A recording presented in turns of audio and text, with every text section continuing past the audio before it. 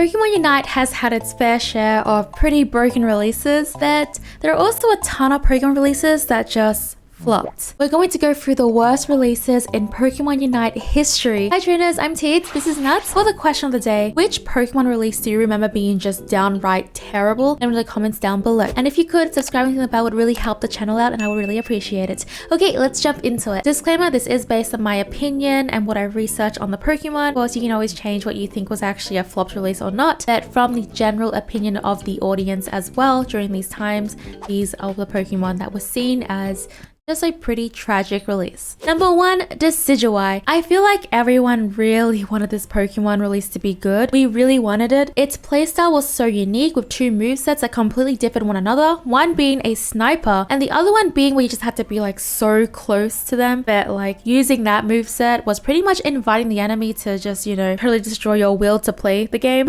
But we won't talk about that. If I had to guess, I think Decidueye may just be the Pokemon who gets bullied the most, as it can be taken down in what feels like one hit. Honestly, I should just target Decidueyes in my game just so I can call all my videos one-shot builds. It's actually stonks. Decidueye was in a much better spot, but for a long time it was also in like the super low tiers alongside Garchomp. However, it is struggling again, so hopefully we can see our round burb do well again. It's still super easy to take down and it actually did have a meta spotlight, especially when Duraludon was released, as it was the only Pokemon that could handle Duraludon at its strongest. That was a pretty cool fight. Number 2, Mamoswine. Mamoswine's release was a total flop. We were literally begging Pokemon Unite to make its move animations faster because I'm not exaggerating trainers. Mamoswine's moves were so slow. If that Sloth from Zootopia was a Pokemon, it would be Mamoswine. Mamoswine is supposed to slow down its opponents, not itself. I even had a whole bit on it. Everything I do, it feels like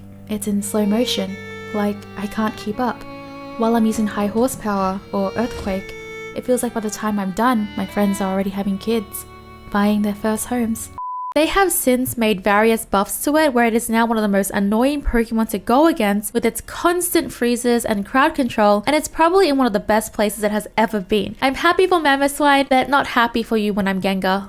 As a Gengar main, stay away from me. Number 3, Azumarill. I don't think there was a release forgotten as quickly as Azumarill. On paper, this Pokemon sounded insanely crazy. It was the first Pokemon that could always crit no matter what, as long as it was only hitting one opponent. But of course, it's too good to be true. Pokemon Unite shut that down pretty quickly because its crits literally dealt less damage than a normal move for most Pokemon. Oof. Azumarill also had received a lot of buffs and is doing very well right now. I get so scared when I see an Azumarill as they're just slapping me constantly and there is nothing I can do about it. Number 4, Trevenant. We don't have many new defenders, but dang, they sure are having it rough with Trevenant also making it on the list. This one was really strange for me. I personally loved Trevenant on release, but the general opinion of Trevenant was that it was weak because it didn't deal any damage. I'm a bit old-fashioned, so I think there was no wrong or right here. Coming from Smite, defenders didn't usually deal high amounts of damage,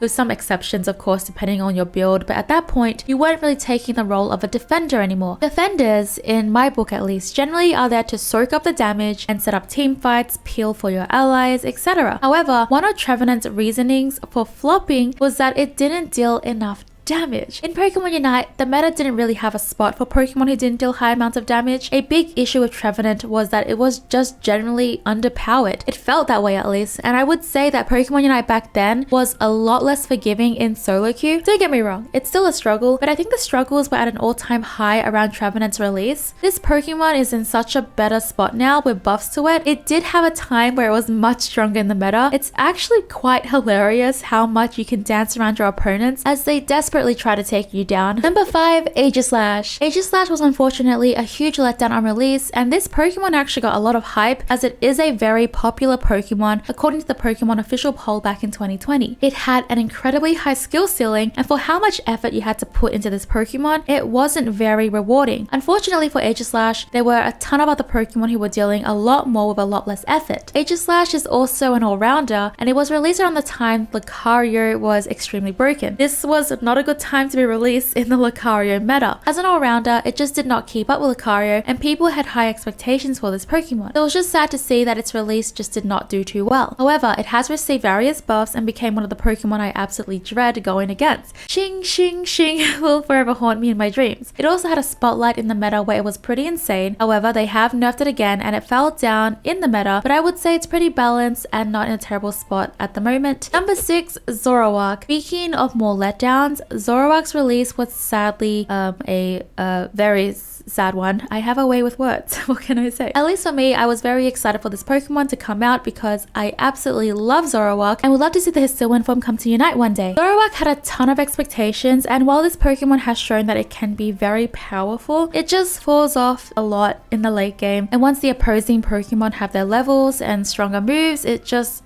really sucked. Zoroark's early game was insane and people were doing insane things on this Pokemon. Like, it wasn't unusual for this Pokemon to get like multi KOs. It made it look like it was really broken. Unfortunately, the reality became that its late game was just not that great in comparison to other Pokemon, and the late game was just the most important. Zoroark right now is struggling, unfortunately, and actually has one of the lowest win rates, if not the lowest win rate. Maybe we will see some changes from Pokemon Unite for Zoroark. It feels pretty bad. Number 7, Buzzwole. Buzzwole's release was absolutely tragic. It was very, very rough. Its Life Leech was incredibly easy to counter. It just puts Buzzwole in the most vulnerable spot, and it was easy to cancel or block. I always was so annoyed using this move. Buzzwole was pretty squishy, its damage wasn't enough, it just struggled in the meta it was released in. For a long time after its release, it was just struggling. But they made a huge buff to Buzzwole where it could now stack its muscle gauge on wild Pokemon, and then we saw players doing a lot better with this change. Right now, I would say it's doing alright. It's not as bad as it used to be, but it does struggle in the late game in my opinion, so yeah, it's doing okay at the moment. Number 8, Scizor and Scyther. Now this is a super interesting release as it was 2 Pokemon. While this concept was insanely cool and it seemed pretty strong in the test servers, it struggled in the live client. Scizor struggled more over Scyther, and Scyther was doing better, but it still wasn't enough. However, with some buffs and changes, Scyther is, oh boy, now absolutely broken. While Scizor is doing well too, but right now Scyther is outshining it a little bit with how utterly broken it is right now, and it is expected to see some nerfs in the future. Number 9, Gardevoir. Gardevoir's release was a total flop, but funny enough, it's a Pokemon that got me to master the first time round, and I had a 75% win rate on it at the time. The issue with Gardevoir was that it took forever to reach its potential and power spike. While it was still farming for levels, other attackers were already thriving and thus preventing Gardevoir from reaching levels. Must level,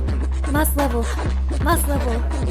Gardevoir received a ton of changes over time. They even changed its evolution spikes, and it's now in a much better spot. It has been in and out of the meta and has had some crazy meta spotlights, but generally Gardevoir right now is in a much better spot. But at the beginning, oh man, Gardevoir was just struggling. Have you seen the new Venusaur build? That's just insanely, utterly broken right now. I have this video linked right here for you. The Venusaur build goes hard. You have to check it out. Let in the comments down below what you think about this. Who in your opinion was the most flopped release? I would love to know in the comments down below. Thank you so much for watching, trainers. Like them if you enjoyed this. Bye!